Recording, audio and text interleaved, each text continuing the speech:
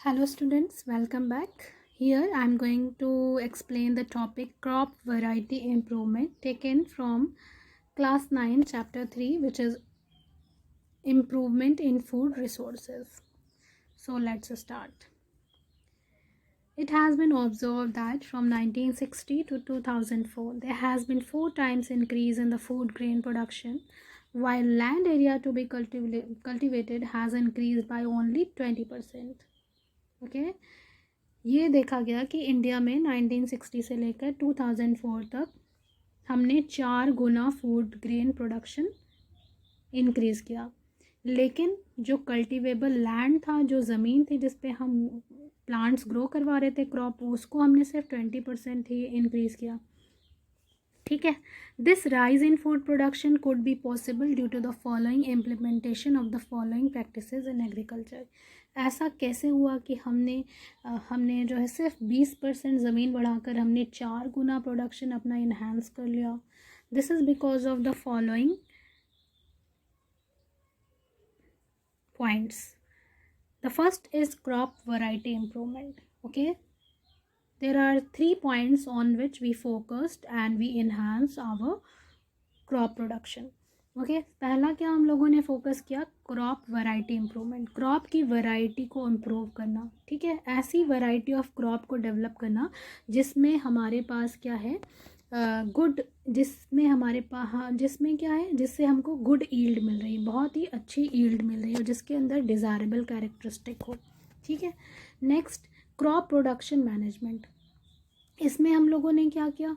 हमने ऐसी practices adopt की जिससे कि हमारे प्लांट्स की, क्रॉप्स की जो ग्रोथ है वो डेवलप हुई और उससे ज़्यादा हमें ईल्ड मिला.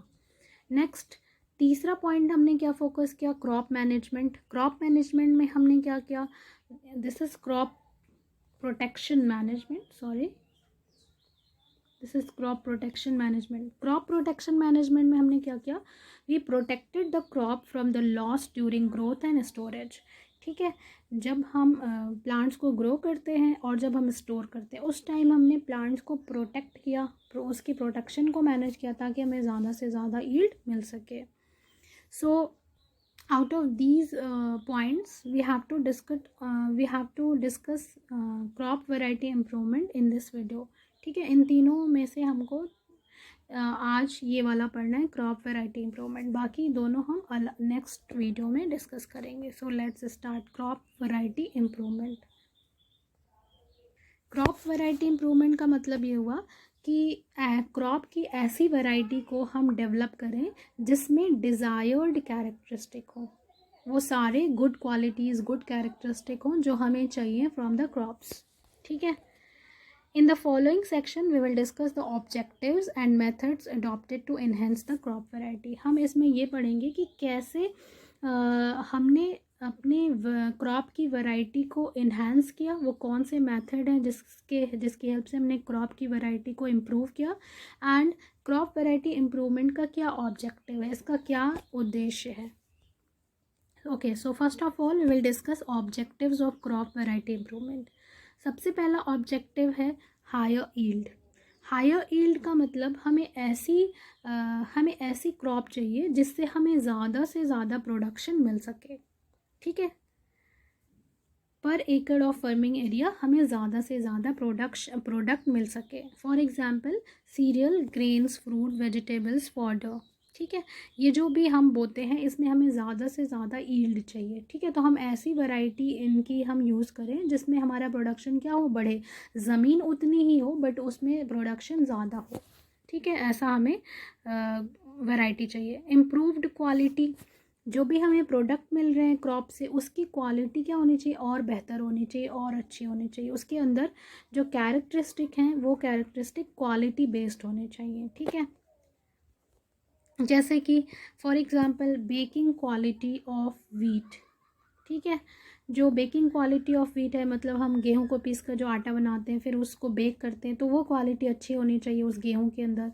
Size and shape and flavour in fruit, fruit का साइज, शेप, फ्लेवर, ये सब क्या, दीज आर द क्वालिटीज़, ये सब अच्छी होनी चाहिए। Preserving quality of vegetable and fruit, fruit के अंदर ऐसी, वेजिटेबल एंड फ्रूट के अंदर वो क्वालिटी हो कि हम ज़्यादा से ज़्यादा समय तक उसको प्रिजर्व करके बचा कर रख सकें और लंबे समय तक उसको इस्तेमाल कर सकें।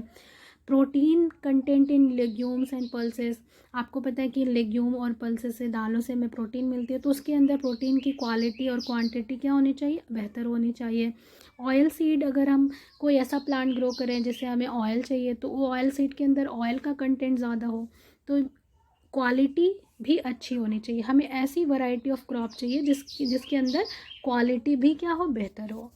Next, biotic and abiotic resistance, ऐसी हमें क्रॉप वैरायटी चाहिए जो रेजिस्टेंट हो against biotic and abiotic factor. Biotic मतलब लिविंग फैक्टर, एबायोटिक मतलब non living factor. Biotic factor like insect, bacteria, virus, fungi, nematode and rodent, ठीक है, ये सारे जो माइक्रो ऑर्गेनिजम्स एंड एनिमल्स हैं, इनसे इनके इनके खिलाफ हमारी जो क्रॉप हो वो क्या हो, स्ट्रांग हो, इसके अगेंस्ट रेजिस्टेंट हो, ख़राब ना हो इनसे, ठीक है।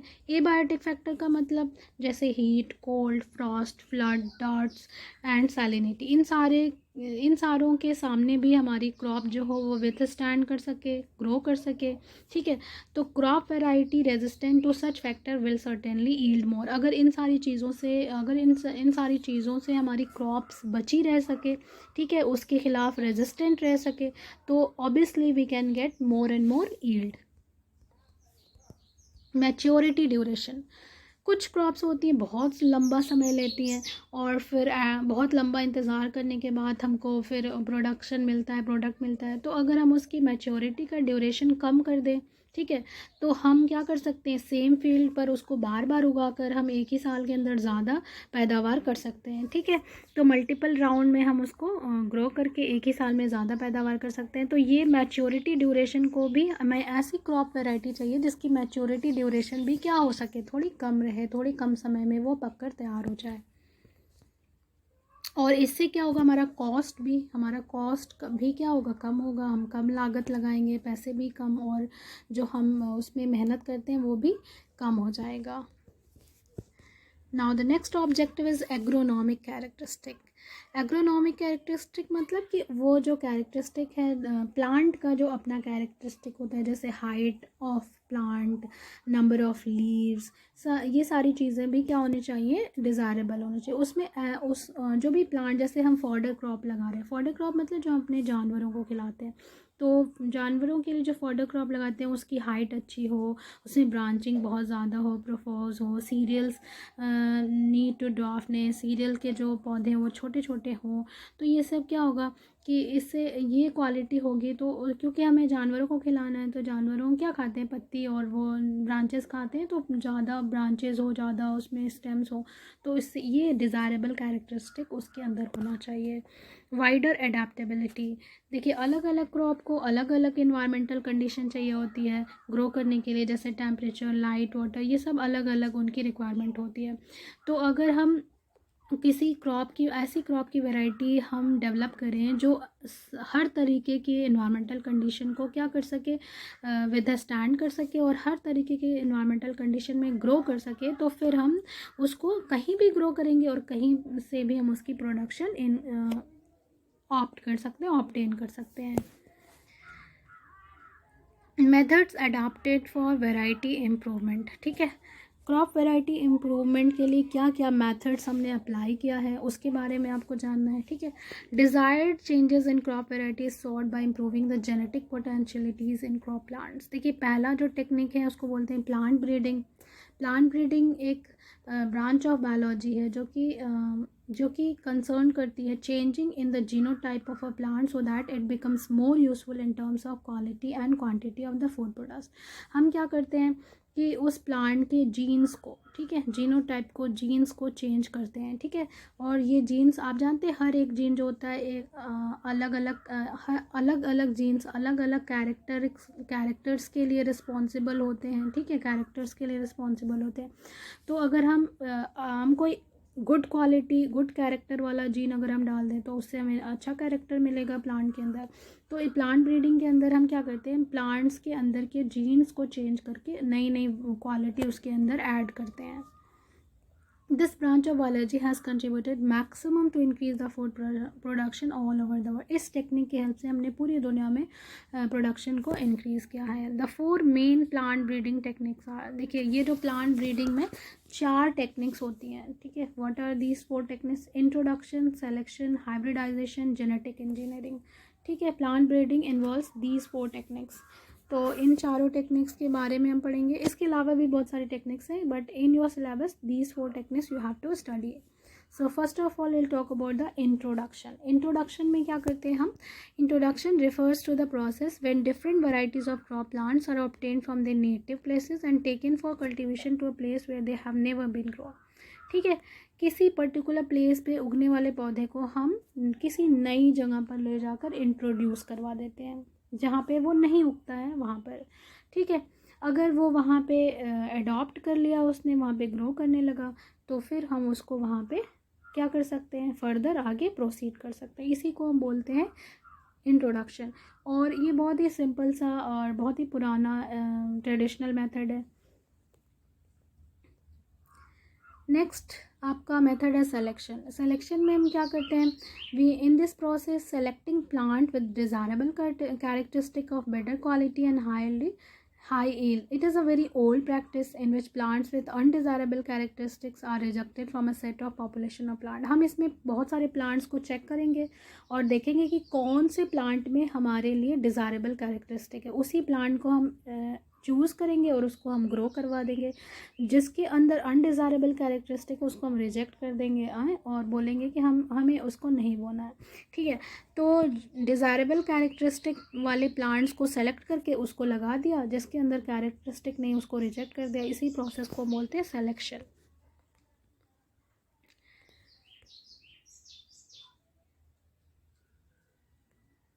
Now we will talk about the hybridization. Hybridization is a very important technique. इसमें क्या करते हैं? We cross 2 genetically dissimilar plants to produce the new variety of the plants, ठीक है। इसमें हम क्या करते हैं? 2 ऐसे प्लांट लेते हैं जो जेनेटिकली डिसिमिलर होते हैं और उनको हम क्रॉस करवाते हैं, ठीक है। इस प्रोसेस को हम क्या बोलते हैं? हाइब्रिडाइजेशन। और इस प्रोसेस के एंड में जो आपको प्लांट ऑब्टेन होता है उस प्लांट को हम बोलते हैं hybrid, that is called hybrid, ठीक है। Hybridization is carried out by following some sequential step. Hybridization में कुछ सिक्वेंशियल स्टेप्स होते हैं। What are these steps? पहला स्टेप होता है चॉइस ऑफ पेरेंट्स, ठीक है। हम इसमें क्या करेंगे? हम पेरेंट प्लांट को चूज़ करेंगे जिसके अंदर डिज़ायरेबल लेकिन डिससिमिलर कैरेक्टरिस्टिक हो, ठीक है। 2 प्लांट हम चूज़ करेंगे, एक मेल और एक फीमेल, दोनों में डिज़ायरेबल लेकिन डिससिमिलर कैरेक्टरिस्टिक होनी चाहिए, ठीक है। सेकेंड में हम क्या करेंगे? We perform the cross breeding. इसमें क्या करते हैं हम एक प्लांट के पॉलन को लेकर दूसरे प्लांट के स्टिग्मा पर ट्रांसफ़र कर देते हैं, ठीक है, आर्टिफिशियल पॉलिनेशन के थ्रू। जैसे यहाँ पे देखिए, इस प्लांट के स्टेमन मेल पार्ट से हमने क्या कर लिया? पॉलन को कलेक्ट कर लिया, मेल गैमेट को। और ये वाला जो सेलेक्टेड प्लांट है, फीमेल प्लांट है, this is the female plant. और फीमेल प्लांट का जो फीमेल रिप्रोडक्टिव ऑर्गन है कार्पेल, उसके ऊपर ले जाकर हमने इसको क्या कर दिया? ट्रांसफ़र कर दिया। अब ये पॉलन क्या करेगा? इसके अंदर जो ओव्यूल है उसको वो फ्यूज़ करेगा, फर्टिलाइजेशन होगा और इसके थ्रू क्या होगी? सीड्स बनेंगी। और ये जो सीड्स आपको मिलेंगी उसके अंदर दोनों ही प्लांट के डिज़ायरेबल कैरेक्टरिस्टिक आपको इस सीड्स में मिल जाएंगे। फिर जब आप इस सीड को ग्रो करवाएंगे तो इस सीड से जो प्लांट बनेगा that will have both the characteristic of mother as well as of father, ठीक है। दोनों ही पेरेंट प्लांट के कैरेक्टरिस्टिक आपको इस सीड में मिल जाएंगे। The result is the formation of a new variety having desirable traits of both the cross plants. दोनों ही प्लांट जो आपने लिया था उसमें जो ट्रेट्स यानी कि कैरेक्टरिस्टिक थे वो दोनों ही कैरेक्टरिस्टिक आपको सीड्स में मिल जाएंगे। फिर इस सीड्स को हम क्या करेंगे? हार्वेस्ट कर लेंगे, उसको ड्राई करके स्टोर कर लेंगे और फिर उसको हम फिर यूज़ करेंगे, ग्रो करवाएंगे, ठीक है। Now we'll talk about the types of hybridization. The process of hybridization can be of 3 types. 3 type के hybridization होते हैं। एक को बोलते हैं इंटरवेराइटल, ठीक है, इसमें हम क्या करते हैं, जो प्लांट्स हम लेते हैं वो एक ही स्पीसीज़ के होते हैं लेकिन उन दो वैरायटी के होते हैं, ठीक है। This is the most common of type of hybridization. Interspecific, ये दूसरा है, it is the cross breeding between two different species of the same genus. एक ही जीनस के दो स्पीसीज के प्लांट्स हम लेते हैं, उनके बीच में क्रॉस करवाते हैं। इंटरजेनेरिक में हम क्या करते हैं, क्रॉस ब्रीडिंग करवाते हैं बिटवीन डिफरेंट जेनेरा, अलग अलग जीनस के अलग अलग प्लांट्स को लेकर उनके बीच में हम पॉलिनेशन यानी कि क्रॉस ब्रीडिंग करवाते हैं। Next last technique of plant breeding is called genetic engineering.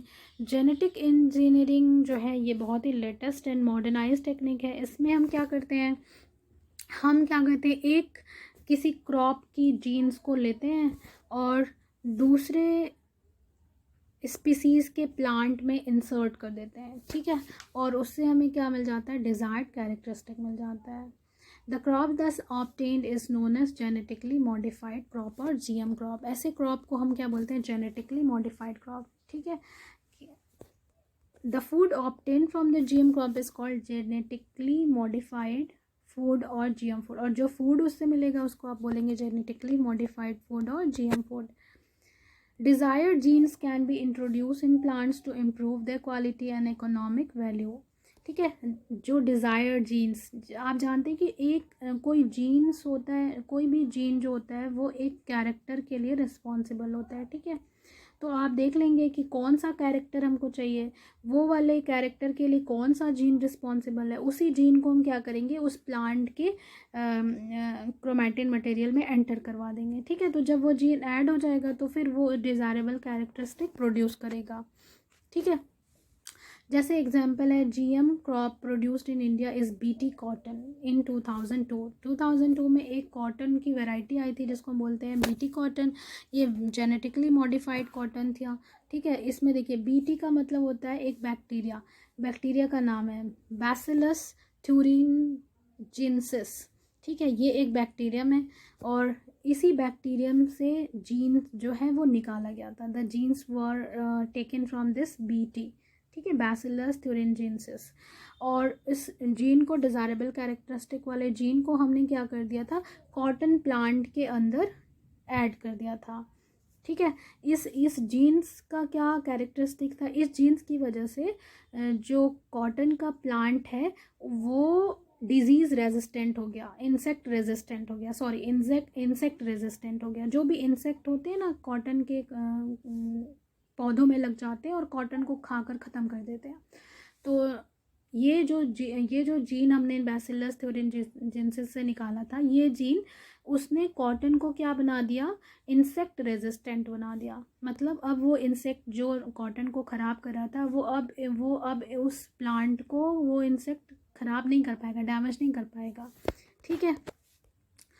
Besides BT cotton, genetic engineering experiments are being conducted on maize, mustard, sugarcane, sorghum, pigeon pea, chicken pea, rice, tomato, brinjal, potato, banana and so on, ठीक है। इसके अलावा भी बहुत सारे ऐसे plants हैं जिसमें हमने जेनेटिक इंजीनियरिंग के थ्रू एक्सपेरिमेंट्स किए हैं और डिज़ायरेबल कैरेक्टरिस्टिक जो है वो डेवलप किया है। So these are the techniques that we had used in our plant breeding technology, and by these techniques we had improved our crop variety. इस तरीके से हमने ज़्यादातर जो है आजकल के दिनों में हाइब्रिडाइजेशन और जेनेटिक इंजीनियरिंग के थ्रू हमने बेटर क्वालिटी ऑफ क्रॉप्स हमने डेवलप किए हैं और उसको ग्रो करवा कर हमने अपनी क्रॉप के प्रोडक्शन को इन्हांस किया है, इंक्रीज़ किया है। ओके, सो